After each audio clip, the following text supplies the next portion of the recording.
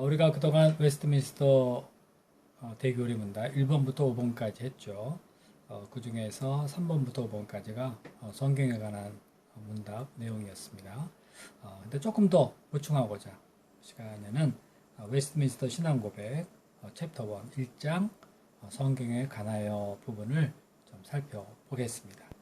되게 중요한 내용이 많습니다. 우리가 이 내용을 잘 숙지해서요. 아주 견고한 그런 성경관을 가져야 되겠습니다. 우리나라 성도들의 큰 문제 중에 하나가 성경관이 약해요. 그래서 성경으로 모든 자기의 신앙 문제를 해결하고자 하는 그런 믿음이 있어야 되는데 그것이 안 되니까 이런저런 데 이제 몰려다니고 신비주의에 빠지고 은사주의에 빠지기도 하고 그리고 이런 사람 저런 사람의 간증에 쏠려서 그런 사람들의 말을 듣기도 하고 하여튼 문제가 많아집니다. 그래서 확고한 성경관을 갖기 위해서 우리가 웨스트민스터 신앙고백 1장 한번 익혀두는 것이 필요하겠습니다. 시간 제가 1장 1항 좀 간단하게나마 설명해 보겠습니다. 1항을 다 읽지는 않고요. 읽어가면서 설명을 좀 하겠습니다. 읽어보겠습니다. 창조의 빛과 자연의 빛과 창조의 업적과 섭리 속에 하나님의 선하심과 지혜와 권능이 아주 잘 나타나 있어서 그 누구도 하나님을 모른다고 핑계할 수 없다. 자, 이것은 우리가 일반 계시라고 배웠죠. 여기서 자연의 빛은 the light of nature 이렇게 돼 있어요. 교리문답 2번에서는 본성의 빛이라고 해서 사람은 태어나면서부터 신의식을 가지고 있고 자기 마음으로부터 하나님의 존재를 믿는다, 인정한다 라고 설명을 했습니다. 근데 여기서 이제 자연의 빛이다 이렇게 해석을 한다면 자연 자체가 하나님이 계시다는 그 진리를 우리들에게 비추어 준다 하는 그런 뜻입니다. 자, 창조의 업적과 섭리가 그런 것이 되겠죠. 창조의 업적은 하나님의 피조물 모두를 말합니다. 하늘의 별, 우주, 지구, 달, 자연, 그 안에 동물, 식물 이런 모든 걸 살펴볼 때 그 안에 우리는 하나님의 신성한 거룩한 능력을 볼 수 있습니다. 그리고 이런 창조 세계가 움직이는 거 보면 거기에 어떤 누군가 주권자에 의한 섭리가 있다 이런 생각을 하게 돼요. 정교한 계절의 변화나 또 땅의 수분이 수증기로 하늘에 올라가 구름이 되고 또 구름이 또 비가 돼서 땅에 내려오고 그럼 온 땅에 물이 공급되죠. 그러면서 자연계의 생명이 유지되고 지구 생태계가 존재하게 되는 것이죠. 그리고 또 이제 뭐 이런 창조과학 얘기 그런 얘기겠지만요. 태양도 아주 지구와 적절한 거리에서 빛을 발하고 지구에 에너지를 공급해서 지구 생태계가 이렇게 순환하게 된다. 이런 것도 우리가 알 수 있습니다. 생태계 안에 있는 각 요소들의 아주 신비한 역학구조, 순환구조들이 살펴보면 볼수록 놀랍습니다. 떨어진 씨가 자라고 열매가 되고 그 열매는 사람과 동물의 양식이 되고 그 열매가 남긴 씨는 다시 땅에 떨어져서 자라고 열매가 되고 양식이 되고 이런 순환들 있죠. 자연 속에 많은 개체들이 이런 순환 속에서 함께 공존하고 있습니다. 여기서 우리는 우리 모든 생물에게 적절한 환경과 먹이를 공급해 주시는 하나님의 선하신 뜻 그리고 하나님의 창조의 지혜 그리고 본능을 깨달을 수 있습니다. 그리고 이 창조 세계 속에 민족과 국가가 있죠. 이 흥망성쇠가 기묘합니다. 어떤 나라가 힘이 세서 마냥 온 세상을 지배할 것 같은데 또 그렇지도 않고요. 또 어떤 사람이 마음대로 뭔가 할 수 있을 것 같은데 그렇고 그렇게 되지만은 않는다는 것 이런 것도 우리가 자연을 보면서 알 수 있습니다. 어떤 초월적인 존재가 역사에 개입해서 항상 다스리고 통제하고 있다 하는 것을 우리는 생각 안 할 수 없죠. 역사를 움직이는 하나님 이런 얘기 역사는 어떻게 움직이는가 역사가 여러 가지가 있는데 초월자를 생각하는 역사의 주관자 하나님 이런 이야기도 우리가 누가 가르쳐 주지 않았는데 그런 말들을 합니다. 그래서 자연 속의 역사 속에 신의 존재를 언급하고 있죠. 결국 이런 자연 만물이나 역사들 이런 거를 보면은 그 안에 하나님의 선하심, 섭리, 지혜, 권능 이런 것을 보게 돼서 결국 아무도 하나님이 없다 이렇게 말할 수는 없다는 겁니다. 자, 그 다음 읽어보겠습니다. 그러나 우리는 그러한 것만으로는 구원받기에 필요한 하나님과 그의 뜻에 대한 지식을 충분히 얻을 수 없다. 자, 우리가 일반 계시를 통해서 깨닫게 된 거 하나님은 우리의 영혼을 구원하는 그런 하나님은 아니라 그랬어요. 만물을 보면 우리가 하나님이 계시다는 것을 분명히 확신할 수는 있지만 이 하나님에게 우리가 다가갈 방법이 없어요. 하나님, 나 지금 이런 일로 인하여서 문제가 있습니다. 고뇌하고 있습니다. 이렇게 하고 또 자기의 불안이나 두려움, 죄, 죽음의 문제들을 어떻게 호소하면서 나를 여기서 구원해 주십시오. 이거 할 수가 없어요. 그래서 하나님은 자연을 통해서 자신의 능력과 지혜 등을 분명히 보여주셔서 존재를 알려주시지만 그 하나님은 아직 사람을 구원하는 하나님은 아닙니다. 우리가 지난번 교리문답 2번에서인가요? 얘기했죠. 일반 계시에 나오는 하나님은 얼굴이 가리워진 하나님, 이른가 아직 하나님과 교리를 하고 있는 그런 하나님은 아닙니다. 그러면 이제 우리는 이런 생각할 수 있겠죠. 만물의 영장이라고 하는 이 사람을 하나님은 구원하지는 않으시는가? 이런 생각이 들겠어요, 정말. 이 문제에 대해서 본항에서 특별 계시에 관해서 구원하시는 하나님을 이제 말하고 있습니다. 제가 계속 읽어보겠습니다. 그래서 하나님은 여러 시대에 걸쳐 여러 방법으로 하나님의 교회에 하나님 자신을 계시하고 하나님의 뜻을 선포하기를 기뻐하셨다. 그리고 후에 하나님께서는 진리를 더 잘 보존하고 전파하기 위해 또한 육신의 부패와 사탄과 이 세상의 악에 대항하여 교회를 더 견고하게 세우고 위로하기 위하여 바로 그 진리를 온전히 기록해 두기를 기뻐하셨다. 그래서 하나님이 자기 백성들에게 하나님의 뜻을 계시하실 때 사용하시던 이전 방법들은 이제 중단되었다. 자, 사람이 타락한 후에 하나님은 즉시 사람을 구원하고자 일을 시작하셨어요. 하나님은 사람들에게 구원의 말씀, 약속의 말씀을 주셨습니다. 그래서 우리가 가인과 아벨 얘기해 보지만 하나님은 계속 인간하고 교통하니까 가인과 아벨이 하나님께 제사를 드리는 그런 일이 있었던 거죠. 그래서 하나님은 사람들에게 당신의 뜻을 전하시고, 자, 더러는 사람을 세우셔서 대언하게 하시고, 또 환상도 보여주고, 꿈도 보여주고, 그래서 하나님의 뜻을 전하기도 하셨습니다. 징조를 보여주시면서 하나님의 뜻에 대해서 사람들이 마음을 예비할 수 있도록 또 하셨어요. 이러면서 하나님은 이제 사람들을 구원의 길로 인도하시고 그러셨죠. 자, 이런 식으로 해서 하나님의 뜻이 구전되어 갔습니다. 사람의 입에서 입으로 전달되어 내려간 거죠. 그런데 이제 문제가 있죠. 이런 하나님의 뜻, 하나님의 말씀이 원래대로의 말씀대로 보존되지 않고 전해지는 과정에서 조금 변하기도 하죠. 또 심지어 아주 크게 곡해되기도 하고 이래서요. 구전되는 말씀으로만 사람들이 하나님 앞에 온전히 나아가게 되기에는 문제가 있다. 또 부패한 선지자 있죠. 거짓 선지자. 이런 사람들이 갑자기 나타나서 하나님이 나에게 자한 말씀을 하셨는데 너희들은 내 말을 들어야 된다 하면서 사람들을 잘못되게 인도하는 것도 있죠.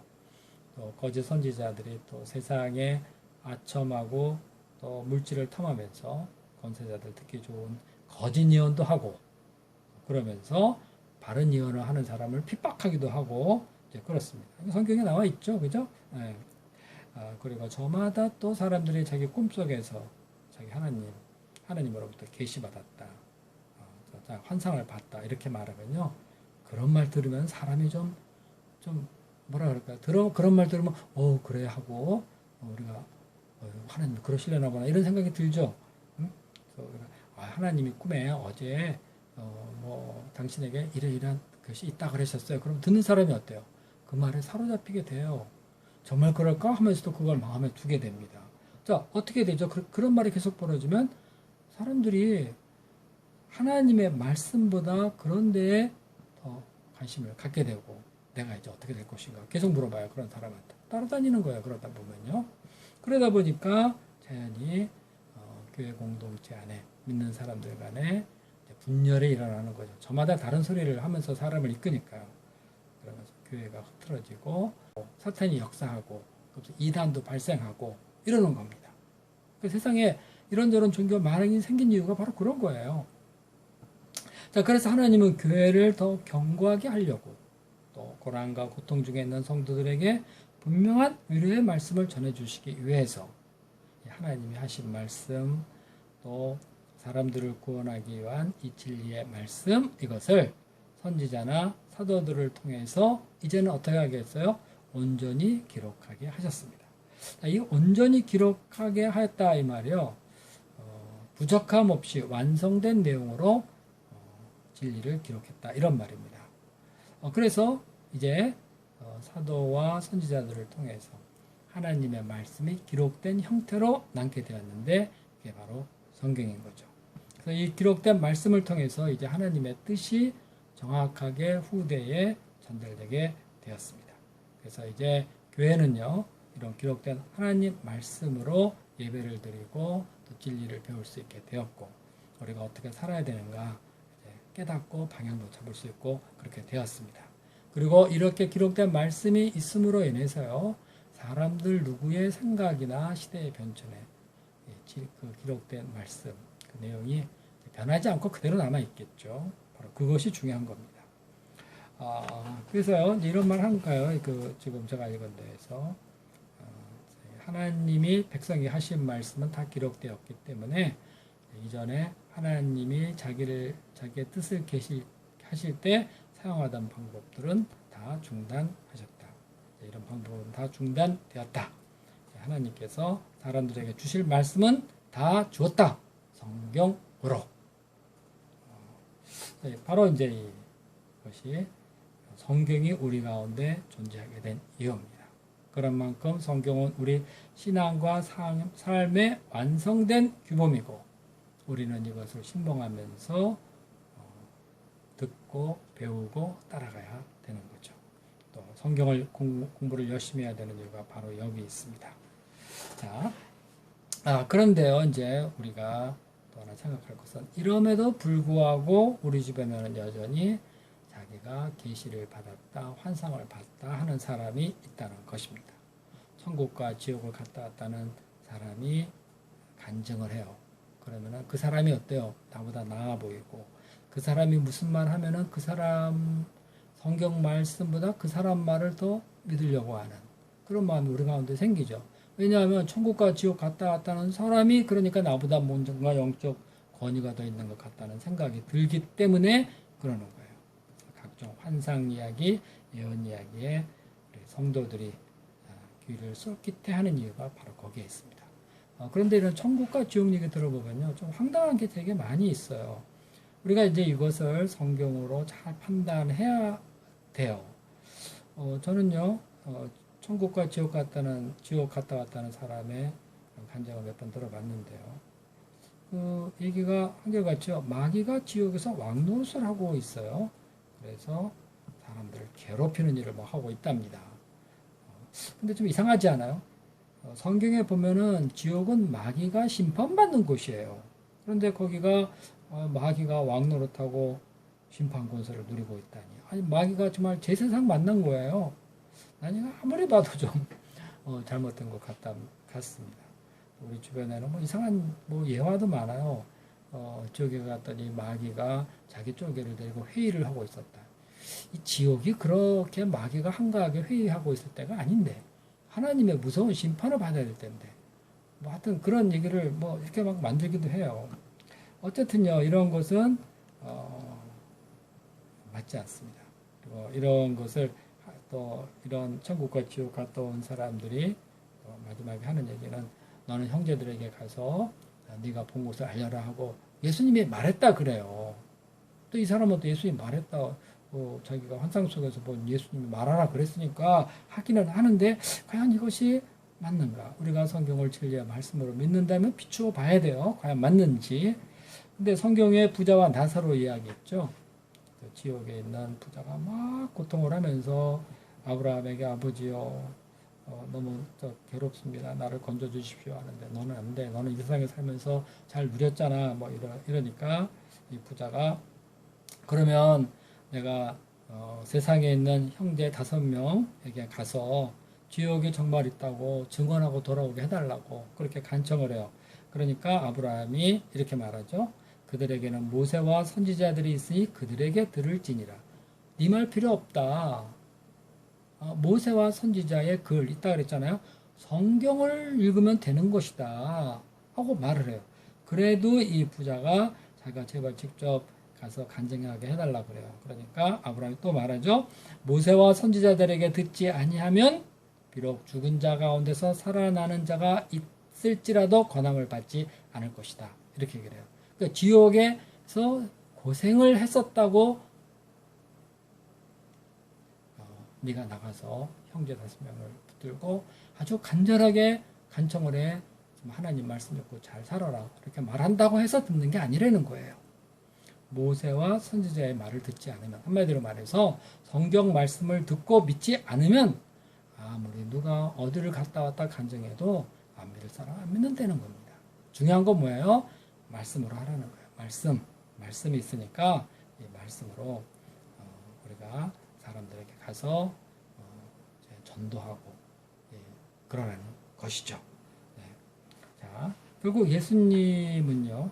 예수님의 말씀대로라면 말씀대로라면 천국 지옥 간증은 예수님의 말씀에 분명하게 어긋나는 것입니다.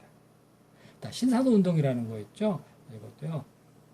하나님께서 마지막 시대에 특별하게 예언하시려고 과거에 하나님이 사도를 세우셨듯이 이때도 사도를 세워서 그들에게 말씀을 주어 예언하신다는 겁니다.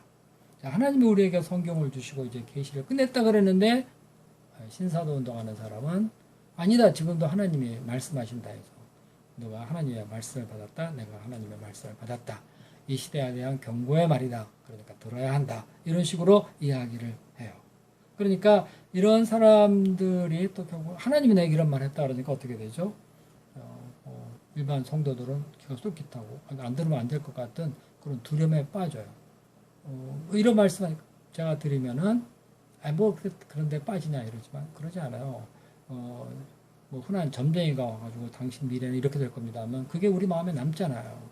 그러니까 그런 사람들 접하면 안 되고 들어서도 안 되는 거예요. 근데 이제 그런 결과를 낳는 거예요. 상대적으로 이제까지 하나님이 주신 성경의 권위를 저하시키고 그리고 성경 말씀에 무언가를 더 추가하는 그런 범죄를 범하게 되는 것이죠. 본인은 뭐 그렇게 한다고 생각하지 않을 거예요. 자기가 하나님 말씀 받았으니까 받았다고 얘기를 하지만 그러나 성경에 대한 우리의 믿음은 그런 것에 흔들려서는 안 됩니다. 이런 사람이 자꾸 나타나면 소위 말해 직통 계시를 주장하는 사람들이 자꾸 나타나면 교회가 분열되고 교회의 성도들이 혼란을 겪게 되고 교회가 병들어요. 건전하게 되기는커녕 병듭니다. 그러면서 교회가 방향성을 잃어버리게 되고 그렇습니다. 그래서 우리는 뭔가 하고 싶은 말이 있으면은 이미 하나님이 주신 성경 말씀을 인용해서 해야 되는 겁니다. 하나님이 이런 사단의 역사를 막기 위해서 교회의 혼란을 막기 위해서 성경을 이렇게 만드시고 더 이상 예언이 없다. 이렇게 하나님이 이전의 방보다 중단하셨다. 이렇게 히브리서 1장에 나오죠. 사실 우리가 어떤 신앙 문제가 있다 그러면 다른 데로 갈 것이 아니라 성경 말씀을 깊이 묵상을 해야 됩니다. 열심히 읽어봐야 돼요. 그럴 때 하나님께서 그 성경 말씀을 통해서 우리에게 답해 주시고 위로하시고 힘을 주십니다. 우리는 성경이 한 권의 책으로 모든 것이 충분하다 하는 이런 믿음을 가져야 되겠습니다. 이것을 갖다 우리가 성경의 완전성, 충분성이라고 말을 하죠. 이런 확고한 성경관을 가질 때 우리가 주변에 이런저런 것에 흔들리지 않고 어떤 어려움이 있어도 바로 손에 들고 있는 이 성경을 가지고 하나님 앞에 나가서 문제를 해결해 나갈 수 있습니다. 또 성경을 확신하는 사람은 또 하나님 말씀을 묵상하고 그럴 때 하나님 그때그때 필요한 말씀을 주셔요. 하나님은 신실하신 하나님이십니다. 다만 성경관이 약한 사람이 성경을 손에 들고 이런저런 계시를 따라다니고 이런저런 말을 했다고 하나님 계시받았다고 하는 사람들의 귀에 귀를 기울이는 거예요. 그러면서 신비주의에 빠지기도 하고 엉뚱한 생각들을 많이 하게 되는 겁니다. 자, 우리가 마음이 뜨거워질 때까지 말씀을 깊이 묵상하고 또 말씀에 기초한 신앙, 말씀 앞에 내가 회개할 것이 무엇이냐, 믿을 것이 무엇이냐, 본받아야 될 것이 무엇이냐 부지런히 생각하면서 말씀에 기초한 신앙생활을 잘 해나갈 수 있기를 바랍니다. 이럴 때 말씀을 통한 은혜, 또 말씀을 깊이 묵상해서 그 말씀이 내 안에 깊이 심어질 때 그것은 어느 간증이나 이런 것보다도 강력한 힘이 있습니다. 그러니까 말씀 중심의 신앙, 오직 성경, 종교개혁의 모토였죠. 우리의 신앙이 오직 성경 하나로 결집되어질 수 있기를 간절히 바랍니다. 오직 성경 한 권의 신앙, 그것이 우리 교회의 기본 신조가 될 수 있기를 간절히 기도합니다.